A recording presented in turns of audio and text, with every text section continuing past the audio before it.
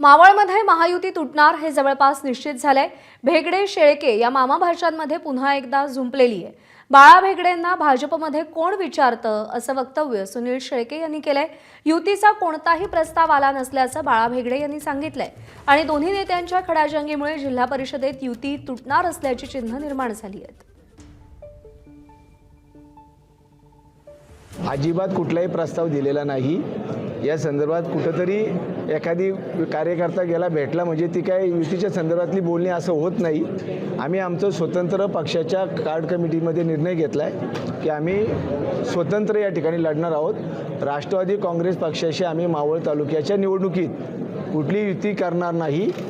मागच्या वेळेस आमदारांनी देखील सांगितलं नगरपालिकेच्या निवडणुकीच्या निकालानंतर की आम्ही युती करून चूक केली, आम्ही स्वतंत्र लढणार आहोत। या त्यांच्या वक्तव्याचं मी त्यांना आठवण करून देतो। बाळा भाऊ भेगडेंना कोण विचारतो भारतीय जनता पक्षात? माझा प्रश्न आहे त्यांना आज ओपनली। बाळा भाऊ भेगडेंना भारतीय जनता पक्षात आणि गणेश भेगडेंना कोण विचारतं? त्यांना जर विचारत असतील तर मला जिल्हा अध्यक्ष का फोन करतात, मला भारतीय जनता पक्ष प्रदेश अध्यक्ष का फोन करतात, मला मुख्यमंत्री मोदींच्या कार्यालयातून का फोन येतात?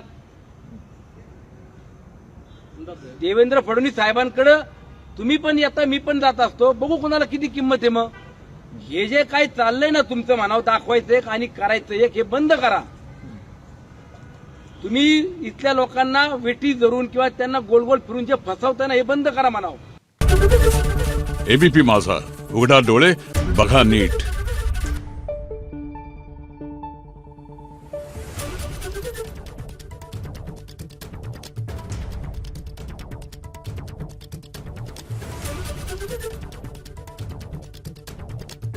Thank you.